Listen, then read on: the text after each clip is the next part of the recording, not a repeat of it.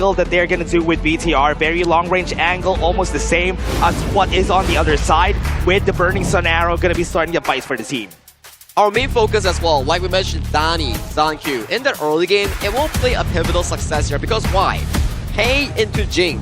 Jing's early game is pretty good as well, but in terms of combat, in terms of brawling, fighting, Alpha 7, Danny, on this Pei, takes it over him before the Jing even goes to level 4. Yeah, before level 4 is going to be the marker here for them. I think Pei has the advantage here before that. Yeah. So it's for you two to find out. It's for you two to bring the broadcast towards our viewers out there.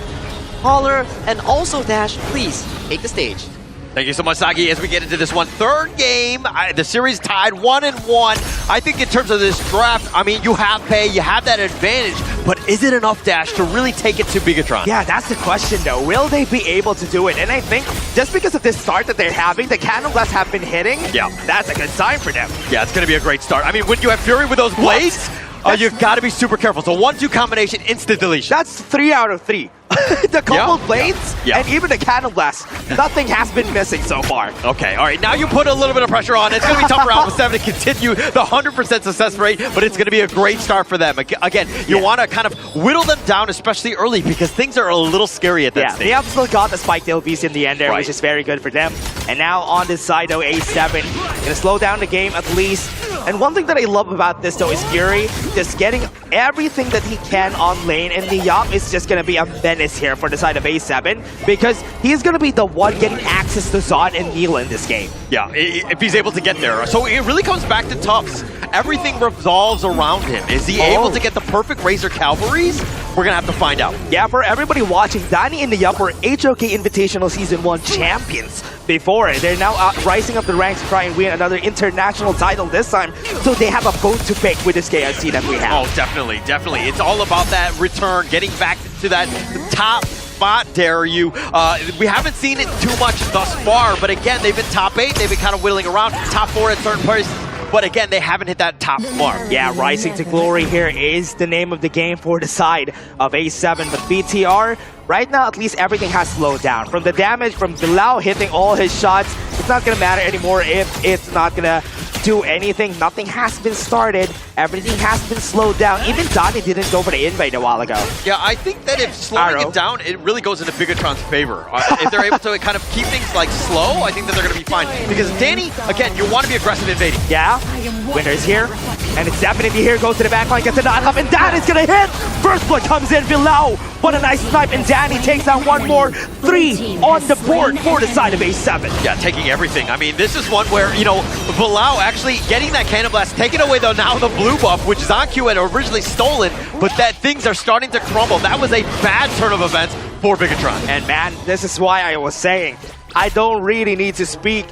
I was getting a lot of things. I was kind of expecting that Donnie's not going to be invading the whole game, but after that, they invaded the whole jungle off the side of BTR. I mean, you take the kill. I mean, they took it personally, right? You took my buff? Okay, let's go. And I mean, you're going to see the replay, what happened. Like ZonQ, he's potentially going in, but the Cannon Blast off point by Bilal, and it being able to take that one away, and then they turn that into even more. They turned in 3 kills and the Crimson. I love that he even popped the flash just to nudge the Cannon Blast a bit, so he would be able to get the hit there. Very smart play coming from Bilal. And now A7, this is what happens whenever you win the last game. Look at how confident these guys are playing. Yeah, very confident. And that's this game is all about momentum. And Bigetron right now, you've been tested. Now you're in a bad spot. I mean, the series is still 1-1.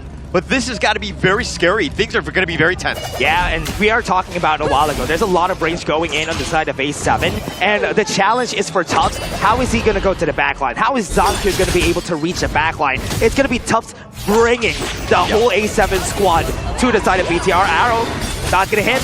Now they're going to try and go for it. Niyop was able to get CC immune, but he's still going to get taken down. And that's 1 kill for BTR. Yeah, it all kind of started with that Burning Sun arrow, where actually Niyop was looking to kind of retreat. That arrow stopped him, but now it looks like more action in the mid lane. They're not going to get anything else. More kills are happening. ZonQ is going to be happy with his Danny. Was able to take 1 Tufts. Is he going to go for the chase down? No.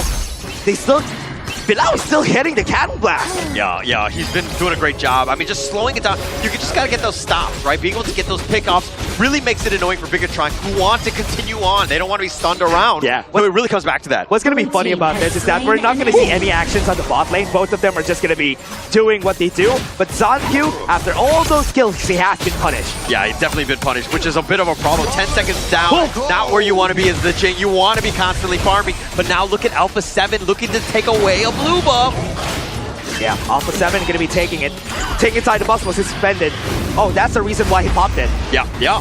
That's what you want to do. I mean, it kind of started with that top lane, going back to that replay. They got a nice pick. They have a decent amount of damage by Bigetron if they're able to find you out of position. Tyrant is down. That's going to be taken. A7 happy with that 2K gold lead at this point in the game. And BTR, oh no, this is not good. Wisesazer left alone, fending for himself, but no matter. I'm going to take a tower here. Right, we highlighted the fact that Niap and Danny have been Season 1 champions, right? And they play really well together, understanding where they need to be, and providing that pressure in the top lane. Oh, completely blocked there by Wisesazer. The protecting wins on point. I love seeing the Blessing of the Dryads whenever that comes in. And you can see it again. He was not stunned by the Burning Sun arrow. And now with that, it is a happy time for Wisesazer. All right, every time I see something like a play like that, where Wisesazer, again, protecting wins to completely block that Burning Sun arrow, I'm happy for him, but I'm disappointed in myself because I know that I could never make a play like that. You're not going to be able to time it? Oh, yeah, man, that's I got sad. old man figures, man.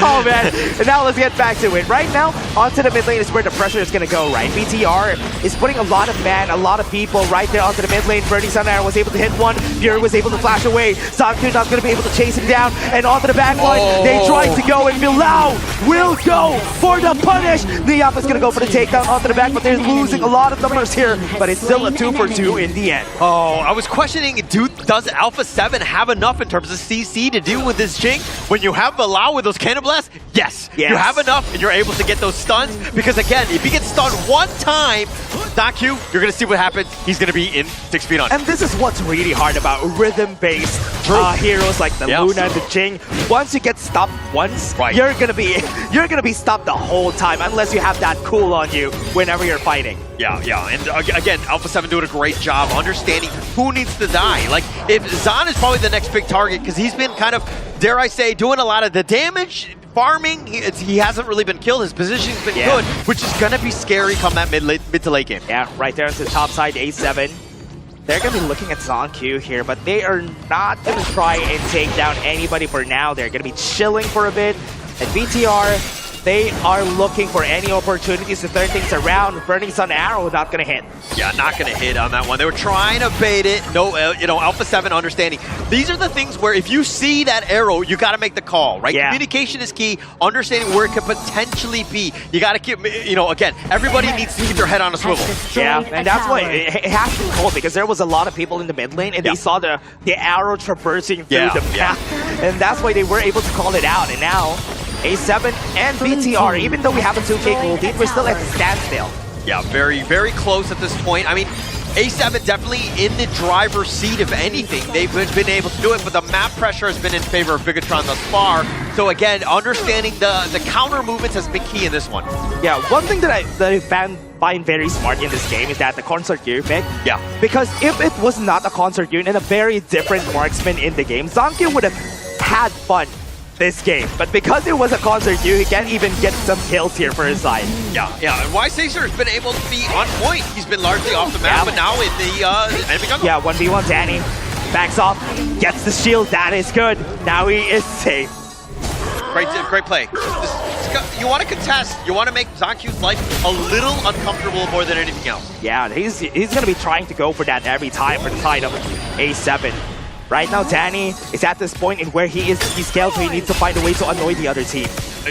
More than being annoyed, right? It's constantly being hounding, contesting. Now, once you get that farm, you have enough to be the tipping point, because if you're looking at the Bigetron side, they're very squishy. This is not a lineup that wants to be taking any of those punches to the face. 3K gold lead. 5 seconds, we have the objective. BTR is in position to get this. And there is nothing that I'm seeing from A7. There's no sign that they're going to try to contest this. Yeah, you know, Danny wasn't even in the right side of things. He was going to be in the top lane. He's looking to split push, understanding that we still have the lead. We can give up a Tyrant. It's the 9-minute one. It's not the end of the world. It's not the Shadow Tiberian. Yeah, he's still very early. Right now, this is good. Bigetron is happy that this is the phase that the game is going for, so at least they have some breathing room. They have some ways to come back from this game. But what's scary, though, is from my perspective, though, I think Fury compared to Neil is going to be more threatening the later the game goes, and there's a lot more late game power for the side of A7. Definitely agree. I mean, it's also combined with that Cannon Blast. Yeah. Once you have that, you have the Reforged Blades, basically instant deletion because Bigetron, again, very squishy. Yeah, there's no tank. They don't care. They have a lot of damage now. So that's one of the good things. The best offense, best defense. Now they're going to go in and go to the back line. Miam is going to get frozen with a Frigid Prison. It's going to fall down. And now because of that, BTR has an opening to get the Tyrant here.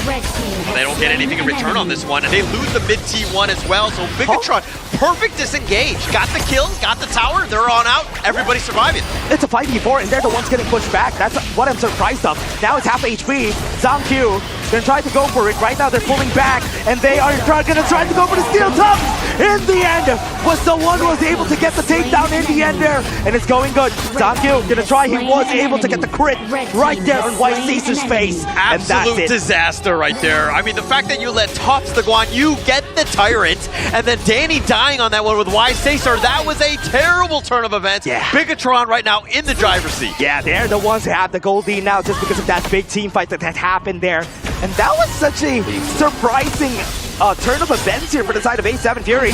Getting chased down. Oh, he has been slowed, and that's a killing spree for ZongQ. Put some respect on his name, right? When he realized that Jing and he's chasing after you and you're not going back to your fountain, you're going the wrong way, my friend. You had no chance. This is why you ban it against him, because you need to respect him. Frigid Prison not gonna hit. Cannon Blast hits 3 people onto the back line.